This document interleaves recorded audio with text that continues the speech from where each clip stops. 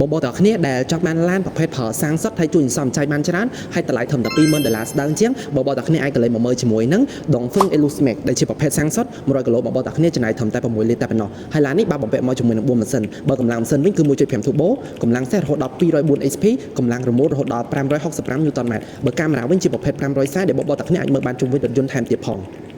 បើផ្នែកខាងក្នុងវិញគឺមានសភាពធំទូលាយហើយបើ touch screen វិញគឺមានទំហំធំអ្វីកាន់តែពិសេសនោះឡាននេះក៏បានបំពាក់មកជាមួយនឹង option ទំនើបជាច្រើនថែមទៀតផងបង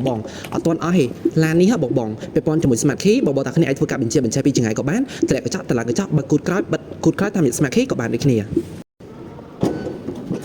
បើផ្នែកខាងក្រោយមានសភាពធំទូលាយដែលបងទាំងគ្នាអាចដាក់ event បានច្រើនអ្វីកាន់តែពិសេសនោះគឺសម្រាប់ផ្នែកខាងក្រោយគឺយើងបានបំពាក់មកជាមួយនឹង sensor រហូតដល់4គ្រាប់